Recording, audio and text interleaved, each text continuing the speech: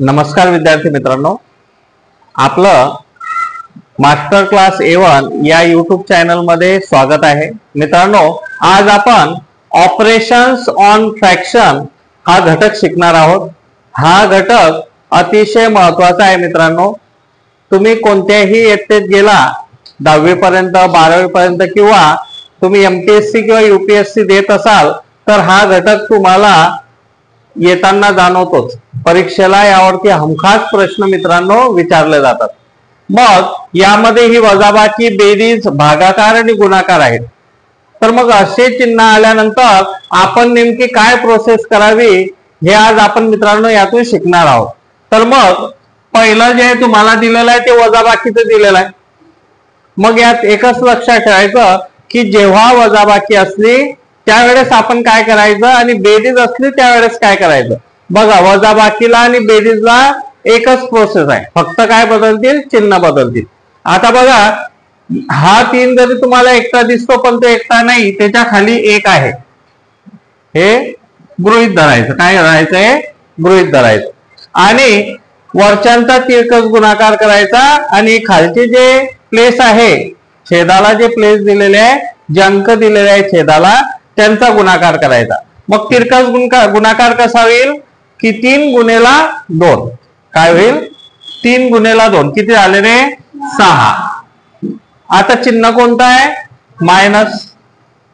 आता यांचा सुद्धा तिरकस गुणाकार होईल, 1 गुणेला 1 1। आता खाली पण मी तुम्हाला काय सांगितलं, तिरकस गुणाकार करायचा, म्हणजे बे 1 बे। याचं उत्तर काय येईल मित्रांनो? 6 तून 1 गेला 5 भागेला 2, हे याचं काय आलं? उत्तर आलं। हीच प्रोसेस सेम कुठे करायची मित्रांनो? आपल्याला बेरीज मध्ये करायची। हा 5 जरी तुम्हाला एकटा दिसला तरी तो एकटा आहे का? नाही, त्या खाली काय 1 आहे। मग आपल्याला माहिती आहे तिरकस गुणाकार करून घ्यायचा आधी। मग 7 5 35, चिन्ह कशाचं आहे? प्लसचं आहे। त्यानंतर 3 1 3, खाली किती? 7 1 7, किती आले रे? 38/7, याचं उत्तर आलं। तर त्यानंतर आता भागाकार आलेला, आता तसं आपल्याला करायचं आहे का? नाही, तसं करायचं नाही। तर मग आता इथे काय करणार आपण? भागाकार आहे की नाही, त्याला गुणाकार करायचं। चिन्ह काय करायचं? त्याला गुणाकार। मग पहिलं जसं तसं लिहून काढायचं। मग आता चिन्ह बदलवतोय की नाही आपण? भागाकाराला चिन्ह काय केलं आपण? मल्टिप्लिकेशन, आणि याला उलट करायचं। म्हणजे आता 3 कुठे जातील? वरती जातील, आणि हा 1 जो आहे तो खाली येईल। त्यानंतर आता आपल्याला माहिती आहे गुणाकाराचं चिन्ह आलं का समोरच्यांची काय करायची? चा गुणाकार करायचा, समोरच्यांचा। म्हणजे 4 त्रिक 12, 5 1 5, हे तुमचं काय आलं उत्तर? 12/5, आलं लक्षात? त्यानंतर आता गुणाकार असल्यावरती आपल्याला प्रोसेस माहिती पडली की गुणाकार असल्यावर काय करायचं आहे की समोरच्यांचा गुणाकार करायचा आहे।